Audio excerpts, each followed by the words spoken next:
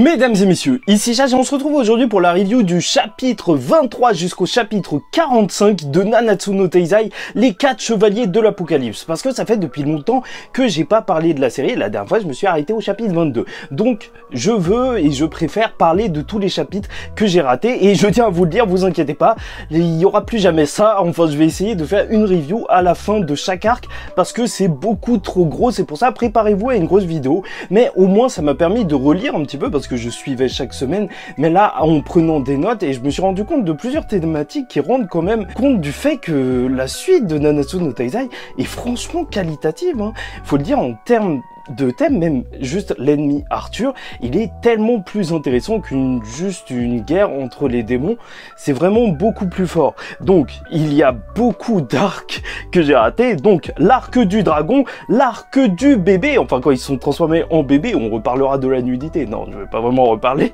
l'arc de la forêt enchevêtrée dans lequel on se trouve en ce moment, et en plus c'est vrai, dans Nanatsu no Taizai, t'avais 4 races. Ça te montrait un petit peu les différences entre les races et tout, c'était assez riche. Mais là, en fait, même si on a déjà découvert ce pan de l'histoire, bah, la force des 4 chevaliers de l'apocalypse, c'est de t'apporter quand même plusieurs créatures qui sont super intéressantes, surtout si toi, t'es un fan de Pokémon, un petit peu comme moi, mais même sans être un fan de Pokémon, franchement, c'est un kiff de voir plein de monstres différents, et en plus, t'as plein de nouveaux artefacts, et c'est vrai, même en termes d'environnement, il y a une énorme diversité et là je trouve que c'est vraiment beaucoup plus fort que Nanatsu no Taizai parce que vraiment t'as l'impression que chaque arc t'es vraiment dans des dispositions différentes, mais on va revenir sur tout ça en détail. Et avant de parler des chapitres en détail, je tenais juste à dire que c'est vrai, je dis que c'est plus qualitatif peut-être que Nanatsu no Taizai, mais en termes de charisme les personnages ils en sont pas du tout au niveau de Meliodas, Ban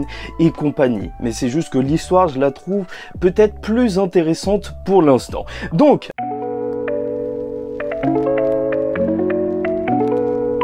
alors déjà, on retrouvait Ironside suite justement à sa perte dans l'arc où il devait récupérer le cercueil des ténèbres et il se trouve devant Arthur. Oui, je sais, ça remonte à il y a vraiment longtemps et je trouve ça vraiment super intéressant parce que le personnage d'Arthur, en fait, à ce moment-là, il annonce clairement en fait quel est son objectif.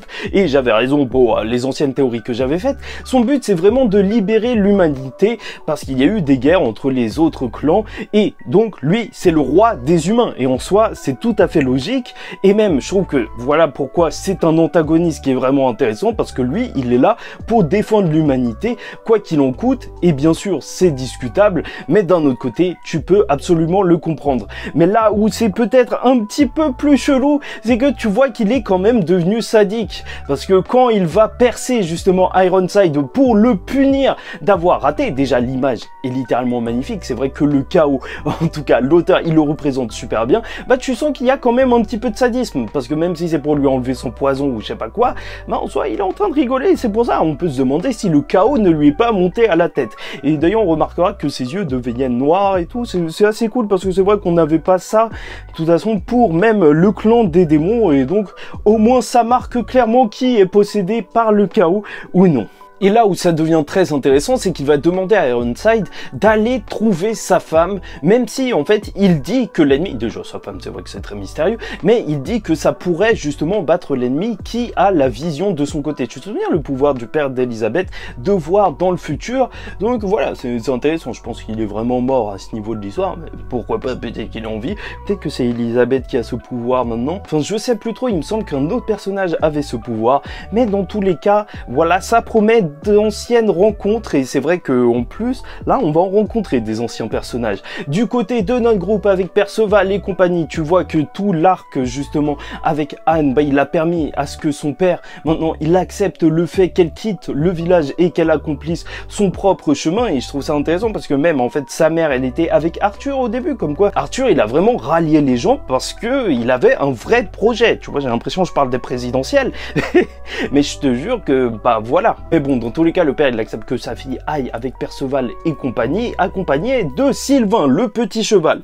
Et là où je trouve le personnage d'Anne très intéressant, c'est qu'elle a une forte personnalité. C'est vrai qu'Elisabeth, en tant que fille principale, entre guillemets, elle était un petit peu plate. Enfin, plate, je crois qu'on se comprend. Enfin, j'espère qu'on se comprend. Mais c'est juste que, en gros, le personnage, il n'était pas si intéressant que ça. Et là, avec Anne, même si on peut la trouver un petit peu détestable, hein, moi, ça va, bah, en soi, elle a une forte personnalité. Elle veut directement être la chef. Et quand elle apprend qu'ils vont partir à Lyonesse, ça fait plaisir au royaume de Lyonesse où toute l'histoire s'est passée. Alors, elle est contente de pouvoir peut-être rencontrer les 7 péchés capitaux. Et elle a carrément l'affiche de Meliodas, le truc qui a lancé Nanatsu no Taizai. Et franchement, les petits rappels comme ça fait toujours énormément plaisir. Et donc, on rentre dans l'arc du dragon, mais plutôt qui s'appelle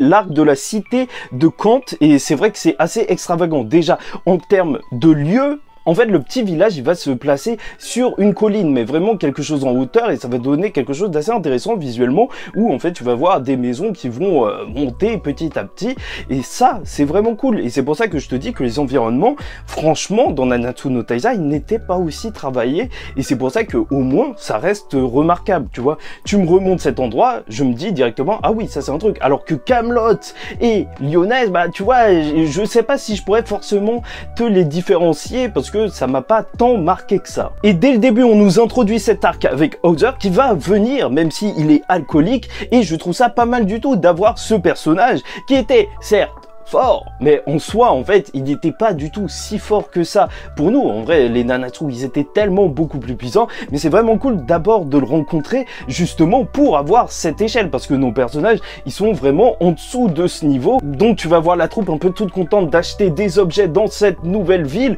Et d'ailleurs, je tiens à vous le signaler, c'est que, en vrai, en relisant, je me suis rendu compte que cette suite est vraiment très drôle, et ça c'est un des aspects que j'apprécie le plus de cette suite, parce que tu vois, quand ils sont dans cette boutique, tu vas voir Sin qui va s'énerver, qui va dire mais bougez bande de ploucs et tout, c'est juste des objets, c'est juste énorme. Et en fait à chaque arc j'ai noté une blague à chaque fois, parce que vraiment ça m'a fait marrer. Ouais, je sais, j'abuse un petit peu, c'est des blagues assez faciles de traiter les gens de ploucs, mais quand même ça me fait rire. Et bon, donc dans la taverne, Donnie va rencontrer son oncle Hauser, et c'est vrai que déjà rien que visuellement, la confrontation, elle est violente. Je vois que le mec, il est géant, littéralement comparé à eux, et t'apprends que Donnie, et là ça devient très intéressant, parce que en vrai c'est peut-être le personnage qui a peut-être la plus grosse marge de progression possible, vu qu'il fuit, il revient.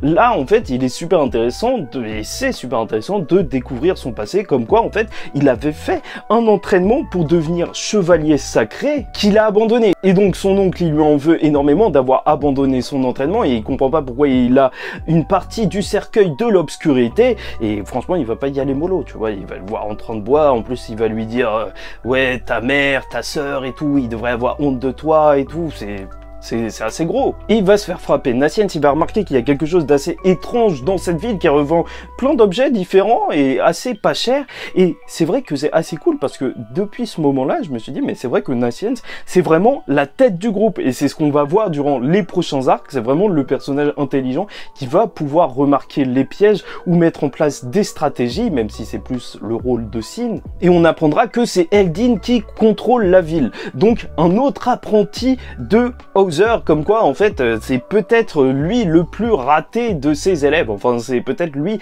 qui a loupé un truc si ses 2 élèves vont abandonner, et c'est pour ça qu'il se sent aussi mal, mais c'était pas une raison pour foutre une patate à Donnie. Il va les attaquer, et Hauser, vu qu'il a bu trop d'alcool, il va tomber dans les pommes. Nassiens va endormir tout le monde, mais bon, Eldin a réussi et tout le monde est attrapé. Et à ce moment-là, en fait, tu vas avoir une discussion entre Donnie, qui ne sait pas ce qui s'est passé, et Eldin. Il va lui proposer de rejoindre son groupe de bandits, sauf que maintenant Donnie il a changé, et je trouve ça intéressant, parce que c'est vrai que le début de l'arc, tu vois que Donnie est même depuis le début un petit peu, tu le vois un petit peu faible et toujours en retrait, mais là par contre quand il apprend que ses amis ils sont retenus, tu vois que il prend ses positions, là, il n'est pas content le monsieur. Sauf que Eldin a un atout dans sa branche, puisqu'il a un dragon de son côté, il a volé l'œuf de ce dragon, qui est un vieux dragon qui ne peut pondre, en fait c'était son dernier œuf, et en soi, encore une fois, voilà, là c'est juste la première créature dont je vais te parler dans cette vidéo. Mais un dragon, c'est vrai que c'est l'histoire en fait des chevaliers. En vrai,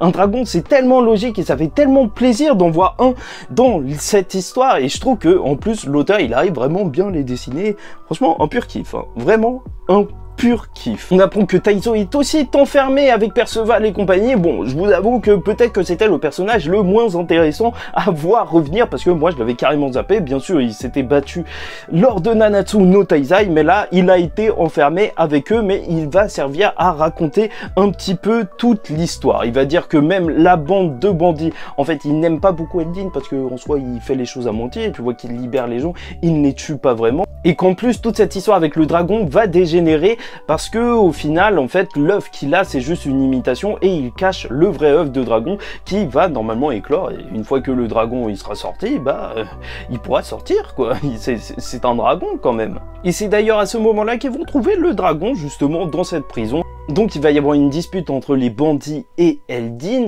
et ils vont casser le faux œuf, ce qui va faire que le dragon, en fait, il va juste s'énerver à mort et c'est Donnie qui va sauver Eldin. Et ça va mettre en perspective la parole d'Ozer et donc je trouve que c'est assez bien fait en termes de narration. Justement, on explique pourquoi Ozer il pense que Donnie ne viendra jamais les sauver parce qu'il a quitté justement l'entraînement des chevaliers parce que c'était lui qui l'avait dit qu'il voulait préserver sa propre vie. Sauf que maintenant il a des amis à protéger et c'est pour ça qu'il compte bien reprendre l'entraînement pour les aider à vaincre ce sacré Arthur. Sin, dont le mystère est toujours aussi énorme, et vous inquiétez pas, on y reviendra, il va parler à Ozer, il va lui dire que non, justement, Donnie, il s'est comporté comme un héros lorsque, justement, il a récupéré le cercueil des ténèbres et qu'il a été là, il a affronté les chevaliers d'Arthur. Et que Perceval est un des 4 chevaliers de l'Apocalypse. Tout ça, ça va un petit peu remotiver Ozer qui va vomir et qui va affronter le dragon. Et là, ça fait plaisir. Ça y est, on retrouve un ancien de Nanatsu no Taizai qui a peut-être et sûrement en fait, il est devenu plus fort et là tu vois qu'il éclate le dragon, la grosse menace de cet arc, mais tellement facilement. Et c'est ça qu'on voulait, le retour des anciens personnages, mais les anciens personnages qui soient glorifiés, parce que quand même on a suivi tout Nanatsu no Taizai, c'est pas pour nous cracher sur les anciens personnages, non, c'est pour nous montrer que ce sont des chevaliers. Et en fait, c'est vrai que même ce bout de série, en fait, des 4 chevaliers de l'Apocalypse, à chaque fois, il glorifie vraiment ce qu'est un chevalier.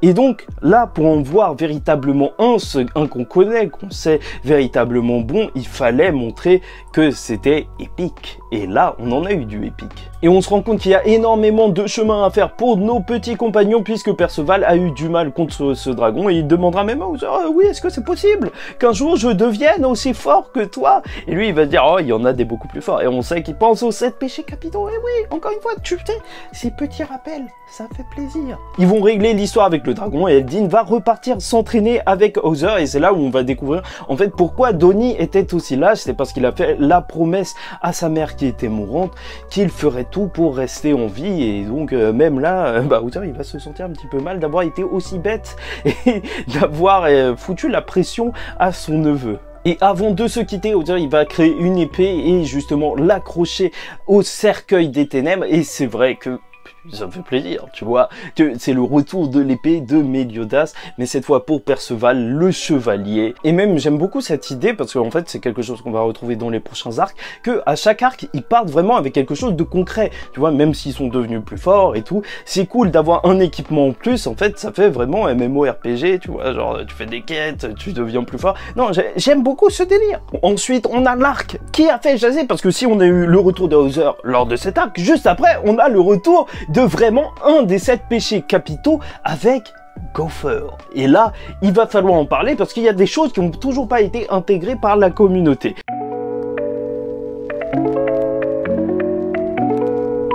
Donc cet arc il va surtout être intéressant parce qu'on va rencontrer un village de démons et on va voir vraiment que Arthur, c'est pas juste un ennemi comme ça, mais c'est un vrai combat idéologique qui va être mené où tu vois que Perceval, il accepte un petit peu tout le monde et justement, il ne fait pas d'amalgame parce qu'en fait, on est dans ce délire-là, pas d'amalgame. Et donc, il faudra se méfier parce que certains méchants ne seront pas aussi méchants que ce que l'on croit. Et donc, c'est donc dans les cimes de la peur qu'on va retrouver les personnages avec un passage vraiment très mystérieux puisque voilà, ils vont parler du fait que c'est un endroit de légende où tu peux avoir des visions et tout, rencontrer des gens du futur, ok, c'est bien, mais lorsque justement Sin va s'endormir, il va voir une personne, une fille en robe de mariée, et voilà. Et franchement, moi qui pensais que c'était Ban, c'est vrai que ça devient très mystérieux. Tu sais pas trop c'est qui, parce que on reconnaît pas forcément cette fille, qui ça peut être. Peut-être que c'est la fille de Diane ou je sais pas quoi, c'est vrai qu'elle lui ressemble un petit peu.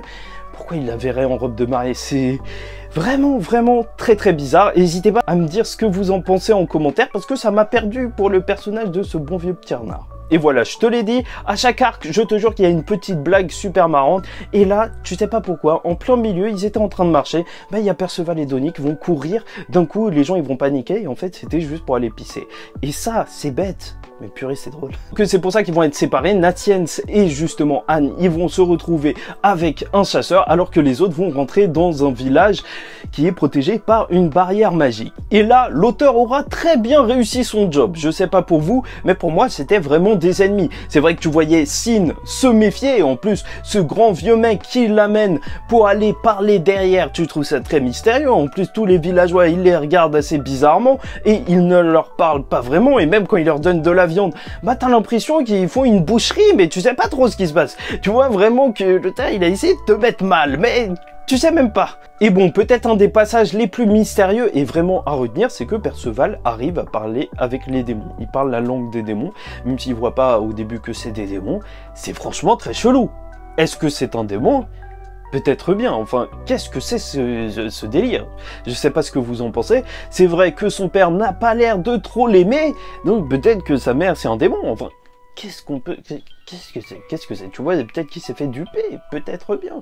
Franchement, c'est très très bizarre. Et bon, du côté du chasseur, il s'appelle Hartberg, et il va dire à Natiens et à Anne, justement, de faire tomber la pierre qui protège un petit peu le village. Et Anne, face à un quiproquo, vu que, en fait, Perceval, il était en train de se battre pour rigoler contre un mec, alors elle va foncer et faire tomber cette pierre, et tu vois qu'en fait, c'était une barrière magique pour, justement, modifier l'apparence des villageois qui étaient des démons. Tu découvres que le chasseur, c'est un chevalier d'Arthur, même si Anne et compagnie vont se rendre compte que dans tous les cas ces démons ils sont gentils. Alors l'autre va utiliser un cristal pour absorber tous les démons, et là où c'est intéressant, c'est que le personnage d'Hartberg, en fait, c'est une victime collatérale des affrontements qu'il y a eu dans Nanatsu no Taizai. Et voilà, on y revient. En fait, les 4 chevaliers de l'Apocalypse, en fait, à ce moment-là, c'est vraiment là que je me suis dit, c'est vrai que ça approfondit vachement l'histoire de Nanatsu no Taizai. C'est pas forcé, c'est des thèmes qui auraient dû et qui sont abordés en fait dans la suite, et justement qui provoquent la suite, et ça fait que cette suite justement elle est très bien, parce que c'est pas une suite qui sort de n'importe où, c'est juste un nouvel ennemi qui sort des fesses de je sais pas qui. Non, là c'est vraiment les conséquences de la première guerre qui fait que, enfin la première et la deuxième, qui font que tout le monde est vénère, et lui il a perdu sa femme et sa fille. Il va y avoir un petit affrontement entre tout le monde avec le chien du chasseur qui se transforme en Cernunnos, qui est encore une fois un monstre qui rentre dans le bestiaire de cette nouvelle œuvre. Et franchement, je trouve ça génial. Encore une fois, j'arrête. Mais dragon, là, chien avec des cornes Cernunnos, je trouve ça juste super cool. Et je retiendrai la phrase de Perceval qui dit « On a chacun notre vision ». C'est vraiment ça, en fait, la suite de Nanatsu no Taizai. C'est vraiment intéressant pour ça, parce qu'ils ont vraiment chacun leur vision, mais tu peux pas dire qu'ils sont forcément tous mauvais, parce que Arthur n'est pas du tout mauvais au fond, enfin peut-être un petit peu, enfin bref. Et le combat de Perceval, il va être intéressant parce que tu vas le voir mieux utiliser ses armes. Et c'est vrai que c'était quelque chose qu'on n'avait pas avec Meliodas et compagnie, parce que eux, en fait, c'était des gens qui étaient déjà aguerris, experts, et donc au début, il utilise son épée et sa magie, et Sin, qui va se réveiller, il va lui dire, utilise les deux en même temps. Et là, c'est n'importe quoi, il te fait une boucherie, il te découpe des cornes de Cernunnos, comme si c'était du beurre. Et encore une fois, ce mini-affrontement, il va se terminer sur une phrase assez forte de Perceval, parce que c'est un petit peu le personnage Candide qui va justement répandre sa vision assez simplette, mais peut-être forte en vérité du monde, où il va dire justement au vieux enfin le déguisement de Gowfer, il va lui dire que en fait je peux pas détester tous les démons même s'ils ont fait la guerre, parce que en fait mon grand-père a été tué par mon père qui est un être humain. Enfin, de toute façon, s'il te raconte ça, tu sais que le gamin est perturbé. non, c'est dur, c'est dur. Tu sais qu'il doit pas être bien, mais en soi il a raison, tu vois, il va pas détester tous les humains, et c'est assez fort. Et là il va y avoir une course-poursuite où il va se retrouver dans une caverne de cristal. Il va les transformer en bébés, l'occasion de voir de la nudité de bébé, très grave, très très grave. Et là, je ne rigole pas, ou peut-être un petit peu, enfin, ça va. Enfin, on n'est pas bizarre ici. Enfin, voilà. Bref, dans tous les cas, en plus, on remarquera que Perceval a une force énorme alors qu'il est même bébé. Donc, encore une fois, peut-être qu'il a un lien avec les démons ou je ne sais quoi. Mais surtout, tu verras que Hardenberg, il ne peut pas attaquer Anne parce qu'elle lui fait trop penser à sa fille. Et Sin, en fait, ne les avait pas suivis et avait appelé Gozer. C'est vrai que la pause, elle est vraiment mémorable. Et lorsqu'il y a eu sa révélation, je me suis dit, heureusement qu'ils ont commencé par lui. Parce que je vous avoue que dans les 7 péchés capitaux, c'est pas forcément le personnage que je préfère et même le personnage le plus intéressant à voir en termes de combat, donc c'est peut-être plus intéressant de réserver les autres pour la suite, mais dans tous les cas, ça fait plaisir. Et en vrai, le fait qu'il protège un village de démons, je trouve ça énorme pour le développement de Gowther et c'est pour ça que j'aime beaucoup cette suite qui développe même les personnages qui étaient pas trop développé dans Nanatsu no Taizai parce que lui en fait c'était un personnage qui savait pas vraiment quoi faire et qui au final aidait Meliodas et ça complète son développement qu'au final il trouve une réelle raison d'agir et une réelle envie et je trouve que c'est beau en plus puisque les démons qu'il a créés voulaient lui aussi protéger les gens. Et c'est vrai que quand il s'est montré c'était assez badass parce que tu vois il disait bon vu que t'as mis 1 minute pour les faire baisser d'1 an bah toi là moi il faudra très longtemps parce que j'ai 3000 ans et c'est là que tu le vois. Et j'ai vu qu'il y a des gens qui ont encore du mal à savoir si c'est une fille ou un garçon. Je vous rappelle que c'est une poupée à l'effigie de la femme du vrai Gozer qui était un vieux démon et donc vu qu'il s'est plus ou moins cloné. Donc en fait c'est un homme mais dans un corps de femme, enfin bref, c'est un petit peu chelou. Donc il va lui montrer une illusion de sa fille et en fait ça va lui rappeler que Arthur était venu le voir et lui avait proposé de ramener sa fille à la vie. Enfin franchement c'est très bizarre, on se demande même carrément, est-ce que Arthur peut vraiment faire ça ou est-ce qu'il est devenu un bon gros sadique à dire n'importe quoi à des gens désespérés? Parce qu'il a vraiment une vibe de conte millénaire, Orochimaru, enfin je sais pas qui tu veux. Mais Gowther le dit, personne ne peut ramener les morts et même si c'est une illusion, ça va le changer en fait dans son cœur et au loin il va y avoir une lance qui va arriver. Si Gowther il va pouvoir protéger de la première lance le bébé Perceval, alors la deuxième, Hardenberg, il va se sacrifier pour sauver Anne qui lui faisait penser à sa fille. Et après Sin va tuer un pigeon d'Arthur qui se trouvait dans le ciel. Il y a même un petit passage où il dit qu'il serait pas rentré dans la caverne où on l'aurait rajeuni. Et franchement c'est très mystérieux. Et carrément en fait le mystère il s'intensifie dans l'arc d'après. C'est pour ça que je vais vous en reparler du mystère Sin. Donc tout le monde va se réveiller, Gowther il va envoyer une de ses flèches au loin et franchement moi le jeu d'envoyer une lance, une flèche, ça me rappelle le début de Nanatsu no Taizai, tu te souviens c'était juste épique avec Gil Thunder et Meliodas qui disaient attends il y a un truc qui arrive. Et franchement, cette scène m'a choqué et ça faisait énormément plaisir. Parce que les 7 péchés capitaux, on sait que ce sont des boss. Mais là, quand tu les vois en action, là, l'auteur, il nous a pas menti. Tu vois que il y a un chevalier qui se fait posséder justement par cette flèche et après qui va commencer à tuer son camarade. Et franchement, c'est très sale. Même si elle reviendra à la vie par la suite. Donc, ça c'est mystérieux. Est-ce que Arthur peut vraiment ramener les gens à la vie? Et qui va se faire tuer assez facilement par un autre chevalier. On retiendra bien sa tête parce que voilà, c'est important parce que lui, il a l'air vraiment très chaud. Mais on voit en tout cas qu'il tue leur camarade sans remords et avant de partir, Nacient, il va récupérer, justement, avant de partir de ce village où Gowther va rester, la corne de Cernunnos. Et voilà, je te l'ai dit, en vrai, chaque fin d'arc récupère un petit objet, ça fait plaisir. Ça avance, t'as l'impression qu'ils prennent du galon à chaque fois. Tu vas avoir un passage sur Anne qui pleure parce qu'elle apprend la vérité et je trouve que ça a été vraiment un ennemi marquant, je trouve. Vraiment marquant pour montrer que les motivations d'Arthur, elles peuvent prendre n'importe qui et rendre l'histoire beaucoup plus prenante. Et même s'il était faible, bah, je trouve qu'il aura laissé sa petite marque dans cette histoire.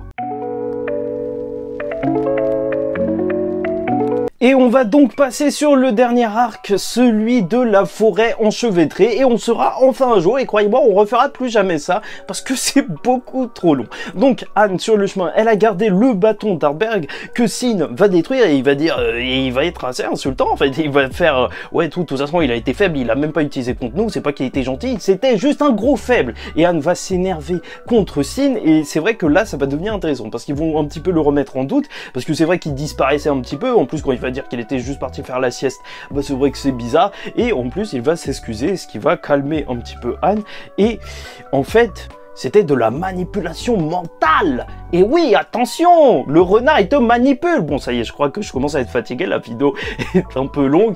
Et il faisait tout ça juste pour que Anne soit énervée au lieu d'être triste et la remotiver un petit peu. Et là, tu aurais une petite discussion avec Perceval. Et donc, je pense que c'est l'occasion de parler un petit peu plus du personnage de Sin, où il lui dit, franchement, t'es quelqu'un de sage, un petit peu comme mon grand-père. Mais surtout, il va lui demander quel âge il a, vu qu'il est aussi sage. Il va lui dire 3000 ans, je rigole. Bon.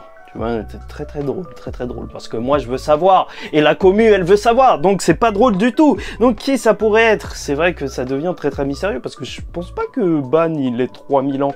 Donc est-ce que c'est Meliodas? Est-ce que ce serait Zeldris? En vrai ce serait sympa que ce soit Zeldris, mais en même temps Ban, ce serait mieux. Et même vu que Ban il a été enfermé dans le purgatoire, enfin dans le monde des démons pendant longtemps, et que le temps il passait différemment, alors l'auteur il peut un petit peu nous trick, enfin nous piéger, et peut-être que vraiment il a 3000 ans. Mais bon, bref, dans tous les cas, ils vont se retrouver dans la forêt enchevêtrée, encore une fois, un endroit visuellement marquant. C'est vrai que, voilà, avec les 3 arbres, t'as une montagne où il y avait un village, t'avais la caverne de cristal, bon, ça c'était un truc déjà vu dans Nanatsu no Taizai, une caverne de cristal, mais là, la forêt enchevêtrée, je trouve ça très beau, tu vois, j'aimerais bien visiter un endroit comme ça, et ils vont en profiter pour tendre une embuscade aux ennemis, justement, le talisman noir, je crois, le groupe qui sont en train de les suivre. Et je te l'ai dit, à chaque arc, je suis obligé de noter une petite blague, et t'as Nassiens qui va prendre la poudre de Cerinos, donc de la corne du gros chien du dernier arc, et après qui va saigner, mais en fait c'est juste parce qu'il est excité de voir l'effet que ça va avoir en vrai cinglé, mais franchement ça m'a fait bien rigoler. Et là le combat va être intéressant, parce que une fois n'est pas coutume, comme j'ai envie de dire, parce avec cette histoire des 4 chevaliers de l'apocalypse, c'est souvent comme ça, l'ennemi est beaucoup plus fort, et donc vu que là ils sont 4, et c'est pas juste un chevalier random qui se ramène comme ça, alors ils comptent bien les combattre un par un, et ils vont se cacher dans la forêt et envoyer des petits clones de Perceval jusqu'à en attraper un. Et je trouve que ce combat à plusieurs, il sera assez intéressant à voir, parce que en fait ils vont jouer sur le fait que l'ennemi, ils les prennent justement pour des enfants assez faibles, pour justement les surprendre en tombant de l'arbre. C'est exactement pour ça qu'il faut un environnement, tu vois, c'est pas juste des environnements pour des environnements. Donnie qui les ramène, les attaquer à 4, mais tu vois que dans tous les cas, la différence de force, bah c'est vraiment beaucoup trop gros, et en plus son sort, c'est de faire une pluie qui fait baisser la puissance des gens. Il y aura une scène forte quand même où Donnie, il va tenir la branche pour retenir tout le monde, pour que personne ne meure, et il va se faire frapper pendant qu'il est en train de retenir les branches, donc je trouve que c'était assez marquant. Tu vois qu'il est vraiment très fort dans tous les cas, parce qu'il laisse des vraies marques sur les personnages de Donnie et de Perceval, tu vois qu'ils ont vraiment la tête bien rouge. Mais c'est surtout Nassiens qui va réussir à avoir le beau rôle, puisque en fait la poudre qu'il venait de prendre l'a rendu beaucoup plus fort, et donc il va réussir à le battre. Mais bon, finalement le contre-coup de cette potion, ça aura fait que Nassiens, il est littéralement KO, il est vraiment KO, et par contre Sin il va lui demander à Perceval mais pourquoi il est en train de sauver le chevalier. Et c'est vrai que ce chevalier il a pas l'air gentil, en mode oui je vais être tout gentil juste après, parce que c'est des mecs qui s'entretuent assez facilement, et même s'ils vont essayer de s'enfuir, les 2 autres chevaliers qui les poursuivent vont les rattraper. Et je vous rappelle qu'il y en a un dernier qui avait tué son camarade super facilement, et c'est pour ça que je vous avais dit de le retenir, donc je pense que c'est vraiment le plus fort. Mais en tout cas ces deux là, bah ils sont sur Sleipnir, sur un cheval volant hyper classe, tu vois, avec plusieurs pattes. Apparemment c'est le cheval d'Odin dans la mythologie nordique, et franchement je veux bien, tu vois, j'aime ce bestiaire avec plein de créatures différentes. Et Sin il va dire que Arthur, et c'est encore plus mystérieux en fait, parce que Sin à partir de ce moment là il va dire plein de trucs comme si en fait soit il s'était très bien renseigné sur l'armée d'Arthur, même peut-être un peu trop, soit peut-être il faisait partie de leur camp pendant un moment, parce qu'il va dire oui les chevaliers d'Arthur, bah ils ont soit des objets magiques, soit même des créatures magiques avec eux. Et ça explique aussi pourquoi en fait cette suite est intéressante au niveau des monstres et même des objets. Bon, et la fille, elle va les faire tous tomber, et à ma grande surprise, en fait, c'est que, ok, le combat s'avère difficile, en fait, et qui s'annonce, même si Perceval et Nassiens sont complètement KO, ça m'a vraiment étonné de voir que Anne et Donnie allaient faire un 1v1. Et oui, monsieur, ça c'est franchement inattendu, et ça fait plaisir. Surtout que le niveau de difficulté, il est assez grand, vu qu'on avait vu qu'ils sont très puissants. Et depuis même le début de cette suite, j'ai l'impression que tous les combats, ils se terminent un petit peu à cause d'un événement extérieur. T'as pas vraiment de gros combats qui a lieu en 1v1, et c'est pour ça, je sais pas pourquoi, mais Perceval, à la fin de cet arc, je le vois bien faire un vrai 1v1, là. Et donc, on a la présentation de ces deux chevaliers, Dornak et Burgi, et Sin, il les connaît, alors que normalement, ils sont très secrets, même au sein du royaume d'Arthur. Enfin, tu vois, c'est vraiment très bizarre, même à Camelot, tu vois. Tony, il est en difficulté parce qu'il fait voler le mec à la hache, ok, sauf que le mec à la hache a un sort impact qui fait une explosion en Shinra Tensei tout autour de lui, et qu'il a plus de portée que Donnie. Donc, en gros, il peut même pas utiliser sa magie contre un gros bourrin qui est beaucoup plus puissant que lui. Et du côté de Anne, bah en fait, elle n'arrive pas à l'approcher, même si elle est assez forte, tu sais, elle a des skills en fait au niveau du combat à l'épée, sauf que en fait, elle n'arrive pas à approcher cet ennemi qui a de la magie. Et je trouve que le match-up est intéressant parce que justement, ça les met en difficulté face à quelque chose qui leur manque. Parce que Anne, en vrai, je pense que son problème, c'est qu'elle a pas forcément de magie offensive, et que Donnie, il est pas très fort physiquement, et là, il est face à une vraie brute. Et ils vont gagner, en fait, surtout grâce à Sin qui va donner une petite stratégie, les coordonnées. Donc, Donnie qui va faire voler le mec, qui va exploser et qui va donc faire tomber par la même occasion le bâton de cette fille que Anne va terminer à l'épée assez facilement, même si elle fait un Kagebunshin. Bah tu sais que Anne, elle voit la vérité, ses yeux, ils voient la vérité, donc elle va voir où se trouve réellement l'ennemi et le terminer assez facilement. Enfin bref, voilà, c'était super long à tourner, je pense qu'il va y avoir des cuts parce que quand même en fait ça m'a fatigué, Je vous le répète encore une fois, plus jamais je ferai une review aussi longue, mais ça me tenait à cœur de vraiment faire la review de tous les arcs que j'avais ratés, et maintenant à chaque fin d'arc on fera des reviews. L'histoire de Nanatsu no Taizai, les 4 chevaliers de l'Apocalypse, est vraiment toujours aussi intéressante, et voire même plus en fait. Ces 20 derniers chapitres, il faut dire qu'il s'est passé beaucoup de choses, on a eu 3 arcs différents et le retour quand même d'un des membres des 7 péchés capitaux et d'anciens personnages. Tu sens vraiment que en fait quand tu vas retourner à Lyonesse, bah les chevaliers, ça va envoyer du lourd, ils vont nous faire briller les yeux, parce que déjà rien qu'on voit un ou deux, c'est déjà incroyable. Donc franchement, très hâte de voir comment tout ça va se passer, la suite et la fin de ces combats dans la forêt enchevêtrée, parce que en vrai, je vous rappelle que le dernier chevalier n'est toujours pas apparu, et croyez-moi, bah ça a l'air d'être le plus puissant d'entre eux, et là ils sont assez mal, donc pourquoi pas une révélation de Sin, parce que c'est vrai que par contre là, on se rapproche de plus en plus d'une révélation pour le bon vieux Tierna, parce que voilà, je sais pas si vous l'avez vu durant la review, mais on en a parlé, hein, parce que là, ça s'accélère de plus en plus. Il n'y a pas un arc ou même 5 chapitres où on te dit pas que Sin il est bizarre quand même. Et donc voilà. Bon, j'espère que vous avez apprécié la vidéo. En tout cas pour moi c'était un plaisir de vous la faire, même si c'était fatigant. N'hésitez pas à liker ou disliker la vidéo si ça vous a pas plu, commentez, donnez-moi votre avis en commentaire et surtout abonnez-vous, parce que pas chaque semaine mais à chaque fin d'arc on se fait une petite review de Nanatsu no Taizai, les 4 chevaliers de l'Apocalypse, et pourquoi pas s'il y a un gros chapitre exceptionnellement à n'importe quel moment aussi on fera une review. En tout cas, on en parlera. Et bon, en attendant l'animé aussi, parce qu'il va y avoir un animé un jour. Donc, je vous dis ciao tout le monde, faites très attention à vous, et surtout, paix sur vous.